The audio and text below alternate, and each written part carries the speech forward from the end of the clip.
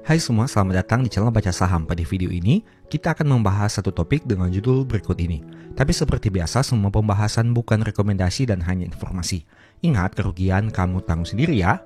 Nah, pada video kali ini, kita akan membahas satu saham yang akan memiliki kumdet dividen pada tanggal 7 Juli tahun 2025. Perusahaan membagikan dividen per share sebanyak Rp50 per lembar saham di tahun 2025, yang mana angka ini lebih tinggi dibandingkan dividen yang dibagikan di tahun 2024. Jika kita melihat dalam jangka panjang, saham ini cukup konsisten membagi dividen. Kamu bisa lihat data untuk payment date-nya sejak tahun 2009, 10, 11, 12, 13, 14, 15, 16, 17, 18, 19, 20, 21, 22, 23, 24, dan 25. Itu artinya dalam jangka panjang saham ini cukup konsisten membagi dividen dari waktu ke waktu. Tapi untuk angka dividen per share-nya silahkan kamu lihat untuk tampilan datanya di sini. Sebagai informasi juga, perusahaan pernah melakukan stock split 1:2 pada tahun 2023 sehingga data dividen per share ini harus kamu sesuaikan lagi. Oh iya, sebagai informasi juga, jika kamu ingin mencari tahu lebih lanjut silahkan cek lagi di sumber resminya. Nah, saham yang kita bahas adalah saham ASDM atau Asuransi Dayin Mitra. Harga sahamnya di angka 615 dan masih naik 27% selama tahun 2025. Nah, kamu apakah pernah tertarik membeli saham ini atau tidak? Kita lihat sekilas dari sisi kinerja keuangannya.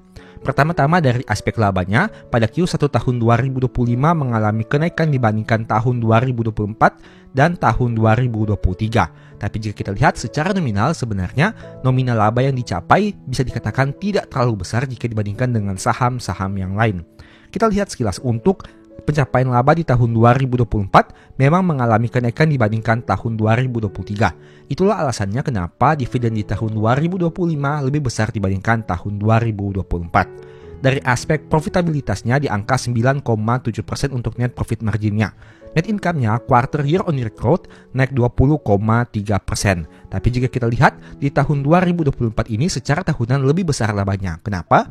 Karena perusahaan sempat menghasilkan laba 16 di Q4 tahun 2024. Sehingga untuk data proyeksi di tahun 2025 karena masih menggunakan data Q1-nya terlihat lebih rendah.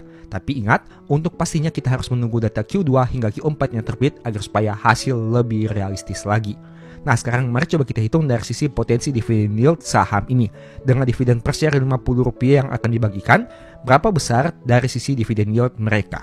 Nah, 50 kita bagi dengan harga sahamnya di angka 615. Kita akan menemukan angka dividen yield sekitar 8,13% untuk saham ASDM ini.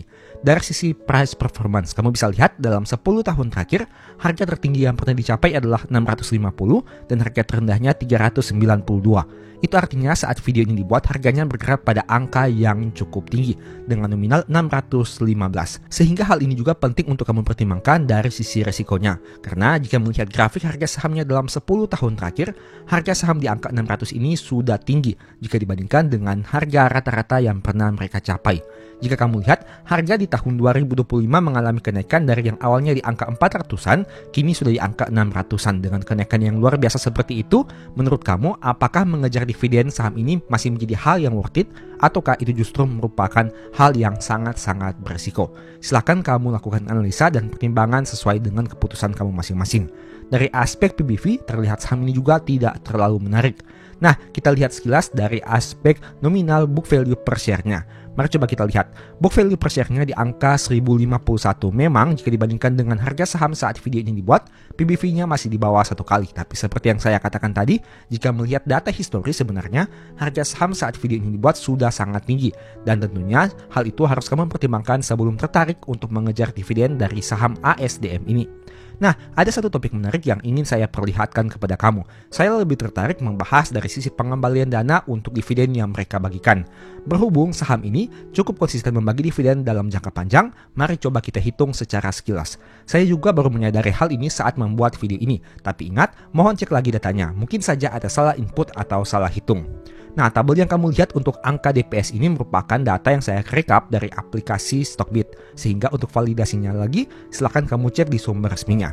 Berhubung saham ini pernah melakukan stock split 1:2 pada tahun 2023, jadi saya menyesuaikan angka dividen yang dibagikan untuk tahun 2023, tahun 2022, 2021 hingga tahun 2015. Secara total kamu akan memperoleh informasi bahwa total dividen tahun 2015 sampai tahun 2025 adalah 418. Dan jika kita mengasumsikan harga beli di angka 600 yang merupakan harga yang cukup konservatif, maka di sini sudah balik modal sekitar 70%. Dengan catatan, angka dividen per share ini tepat, tidak mengalami perubahan, tidak ada disesuaikan lagi dengan stock split karena kita hanya menggunakan data stock split 1:2 di tahun 2023. Sehingga kita harus melihat lagi untuk data resminya agar supaya hasil ini menjadi lebih valid lagi. Tapi setidaknya dengan data yang ada di aplikasi Stockbit ini, dengan kita menyesuaikan angka stock split yang pernah dilakukan di tahun 2023, akan diperoleh informasi bahwa total dividennya adalah 418 untuk tahun 2015 sampai tahun 2025. Dengan kata lain, sudah balik modal sekitar 70% apabila menggunakan harga saham Rp600 per lembar saham. Tapi apabila kita menarik mundur untuk harga saham yang lebih rendah lagi, katakanlah misalkan di angka 500, balik modalnya sudah menjadi 84%. Apalagi jika di angka 400 tentu saja sudah di atas 100%. Nah, dengan kondisi seperti ini, apakah menurut kamu saham ini menarik untuk dikoleksi dalam jangka panjang atau tidak? Berhubung saham ini memang bisa dikatakan menarik dari sisi pengembalian dananya untuk dividen. Tapi jika melihat dari sisi pencapaian laba secara nominal laba yang dihasilkan bisa dikatakan cenderung relatif lebih rendah dibandingkan saham-saham lain. Tentu saja setiap orang punya preferensinya masing-masing. Kamu mau beli saham ini silakan, tidak mau beli saham ini juga silakan karena untung rugi kamu yang tanggung sendiri. Video ini bukan rekomendasi dan hanya sebagai informasi saja. Nah, pada akhir video ini saya mau menampilkan artikel sederhana dari indopremier.com dengan judul Asuransi Dayin Mitra atau ASDM patok dividen Rp50 per lembar saham. Dividen yield mencapai 8,5% berdasarkan harga saham saat data ini dibuat. Artikel ini ditulis pada tanggal 2 Juli tahun 2025. Detailnya sebagai berikut. ASDM memutuskan pembagian dividen tunai sebesar 19,2 miliar untuk tahun buku 2024. Dividen tersebut akan dibagikan kepada 380 juta saham. Dengan demikian, nilai dividen per saham setara Rp50, meningkat dibandingkan tahun buku 2023 sebesar 40 per saham. Menyetujui pembagian dividen tunai untuk tahun buku 2024 sebesar 19,2 miliar atau sebesar 50 per saham, kata manajemen ASDM dalam RUPS, dikutip pada hari Rabu 2 Juli tahun 2025. Pada tahun 2024, perusahaan asuransi umum tersebut membukukan laba bersih sebesar 30 miliar. Dengan begitu, dividen tersebut setara 64% dari laba bersih perseroan. Pada penutupan perdagangan hari ini saat artikel ini ditulis, saham ASDM berada pada level 590. Dengan harga tersebut, dividen mengindikasikan yield sekitar 8,5%. Ini merupakan informasi terkait jadwal pembagian dividen, yang mana yang mau saya tekankan di sini adalah cum date pada tanggal 7 Juli tahun 2025. Artinya keesokan hari setelah video ini diupload. Nah, menurut kamu bagaimana? Apakah kamu tertarik dengan saham ASDM atau tidak? Ingat, pertimbangkan potensi profit dan risiko yang siap kamu hadapi. Berhubung harga sahamnya sudah terbang cukup signifikan, dan jika kamu mengejar dividen dengan angka 8%, pastikan kamu juga mengetahui sisi resikonya sebelum mengejar profitnya. Semoga video ini bisa memberikan manfaat kepada kamu. Dan sebagai informasi, sebelumnya saya juga sudah sempat buat satu video yang mungkin bisa berguna. Nonton hingga selesai agar memperoleh pemahaman yang utuh. Nah, pada video kali ini saya tertarik membahas satu saham yang bisa dikategorikan sebagai saham besar karena market cap-nya cukup besar di Indonesia dan mereka menghasilkan laba yang besar juga. Jika kamu lihat datanya di sini, harga sahamnya sudah mengalami penurunan yang cukup signifikan. Harga tertinggi yang pernah dicapai oleh saham ini adalah 9.350 dan jika dibandingkan dengan harga saat video ini dibuat di angka 4.570, maka coba kita hitung penurunannya sudah berapa persen dari harga tertinggi yang pernah mereka capai. Nah, jika kita hitung datanya di sini, maka sudah terjadi penurunan sekitar 51% dari harga tertinggi ke harga sekarang. Harga terendah yang pernah dicapai adalah 3.220 dalam 10 tahun terakhir. Itu artinya saat video ini dibuat, berada pada range yang cukup rendah jika dibandingkan dengan harga tertinggi dan terendahnya. Nah, tapi menariknya saham ini, jika kita melakukan screening untuk dua kriteria ini. Yang pertama, saham-saham yang menghasilkan net income di atas 5 triliun rupiah. Yang kedua, memiliki dividen yield di atas 5%. Dan yang ketiga adalah PBV di bawah 1 kali. Oh iya, ini 3 kriteria, bukan 2. Maka kamu hanya akan menemukan 2 nama saham. Saham pertama menghasilkan net income 6,9 triliun, dividen yield 8% dengan PBV 0,8 kali. Dan saham kedua menghasilkan net income 5,3 triliun dengan dividen yield 9,4% dan PBV 0,8 kali. kali. Kedua saham ini memang memiliki kemiripan yang cukup mendekati satu dengan yang lain. Tapi pada video kali ini, saya lebih tertarik untuk membahas saham yang memiliki net income 6,9 triliun meskipun dengan dividend yield 8,8% dengan PBV 0,84 kali.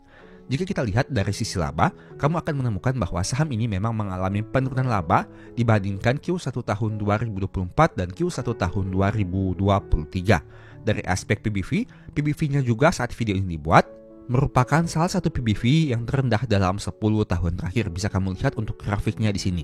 PBV-nya mengalami penurunan yang cukup signifikan dalam 10 tahun terakhir. Padahal dari sisi laba, memang meskipun mengalami penurunan di Q1 tahun 2025, tapi sebenarnya saham ini masih cukup menghasilkan laba yang besar.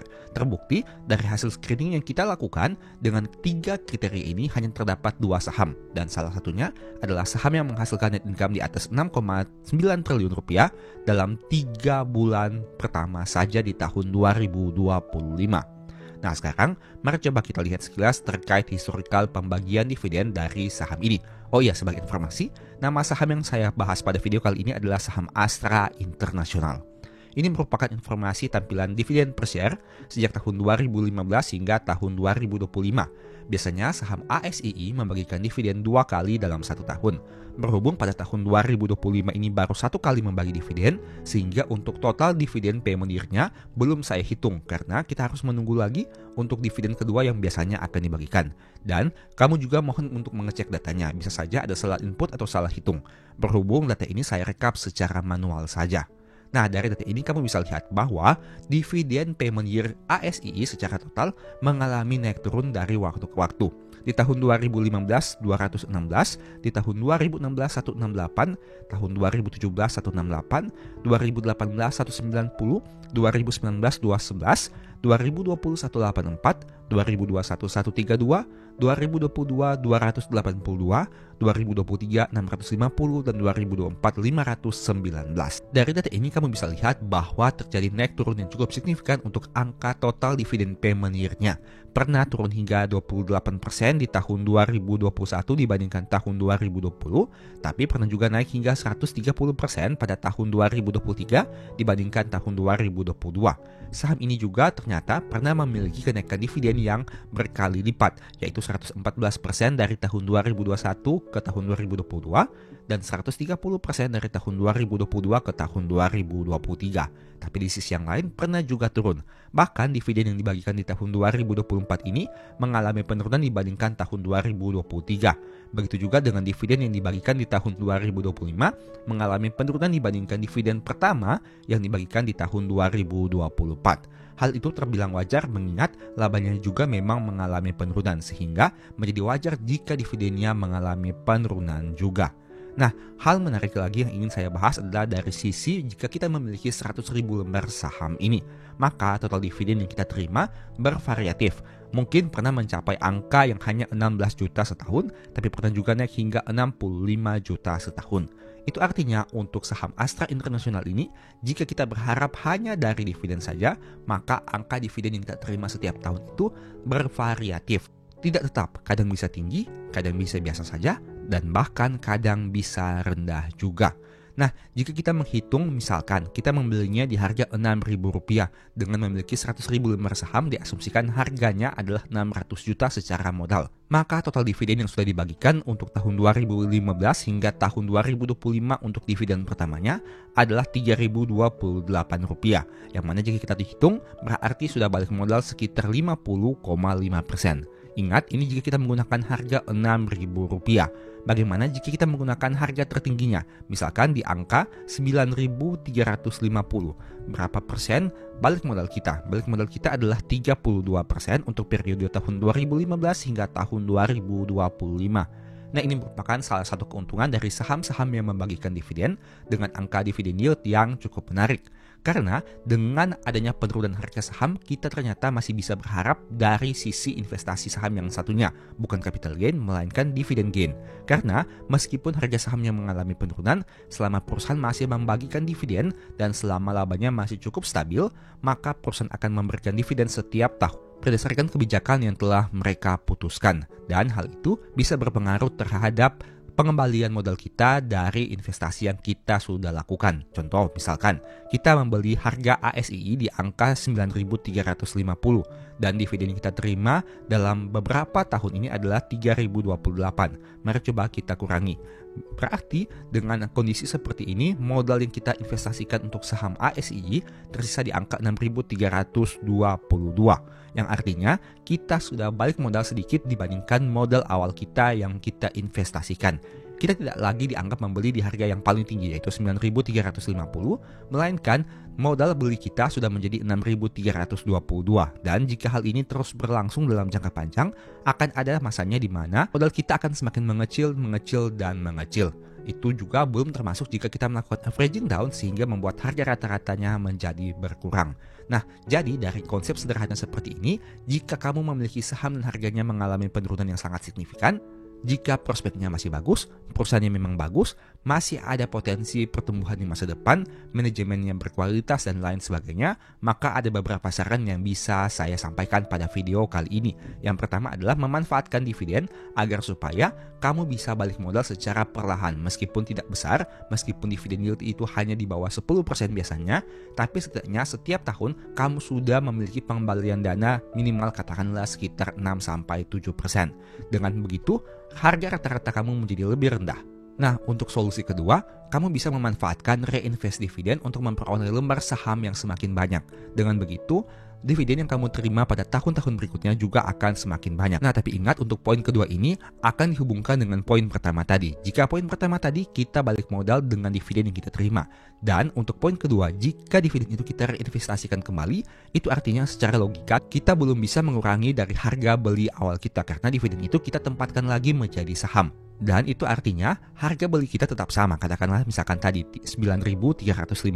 Tapi yang membedakannya adalah lembar saham kita menjadi lebih banyak. Katakanlah misalkan awalnya kita memiliki 100.000 lembar saham, tapi dengan melakukan dividen reinvestment kita memiliki lembar saham yang lebih banyak. Katakanlah menjadi 101.000 lembar saham. Itu artinya meskipun harganya sama yaitu 9.350, tapi lembar saham kita menjadi semakin banyak dan hal itu akan berpengaruh terhadap dividen yang kita terima di masa depan. Hal ini cukup berbeda dengan poin pertama tadi di mana misalkan kita memiliki lembar saham 100.000 dan kita menerima dividen, tapi dividen itu kita tarik dan mengurangi modal awal kita yang 9.350 ini. Katakanlah memang modal awal kita berkurang, katakanlah misalkan dengan angka 9.350 ini kita menerima dividen 308.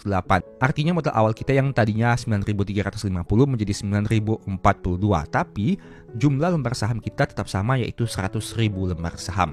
Nah, ini merupakan dua pilihan yang bisa kamu tentukan. Kamu mau pilih yang mana? Kamu mau terima dividennya, kamu tarik, dan hal itu seolah-olah mengurangi harga beli kita. Atau yang kedua, dividen itu kamu reinvestasikan kembali untuk memperoleh lembar saham yang semakin banyak, yang mana berpotensi di masa depan lembar saham kamu ini akan memberikan dividen yang juga lebih besar. Semuanya tergantung kepada pilihan dan keyakinan kamu masing-masing. Mau memakai cara yang pertama silahkan, mau memakai cara yang kedua silahkan. Tapi ingat, tidak semua saham bisa diterapkan skenario seperti ini. Ini hanya berlaku untuk saham-saham yang masih memiliki prospek di masa depan, labanya masih bertumbuh, pembagian dividennya konsisten, dan masih memiliki harapan untuk berkembang di masa depan. Semoga video ini bisa memberikan manfaat kepada kamu. Dan ingat, ini bukan rekomendasi dan hanya sebagai informasi saja. Demikianlah pembahasan singkat pada video ini. Selalu ingat bahwa semua saham dan pembahasan yang ditampilkan bukan rekomendasi dan hanya bersifat edukasi. Segala risiko kerugian menjadi tanggung jawab kamu sendiri. Mohon juga agar dapat mengecek kembali data yang ditampilkan karena bisa saja terjadi kesalahan pengetikan atau pengambilan data. Di video berikutnya ini dibahas materi apa lagi? Tulis di kolom komentar ya. Berikut ini beberapa list ebook baca saham. Pertama, psikologi saham. Kedua, stock for living. Ketiga, strategi nabung saham. Keempat, the stock market. Dan yang kelima, cara analisa laporan keuangan. Info pembelian silahkan chat saja pada nomor WA yang tercantum pada video kali ini. Sebagai informasi, kamu bisa support channel ini dengan cara melakukan pembelian produk apa saja di Shopee menggunakan link yang diklik pada video ini. Produknya bebas. Thank you.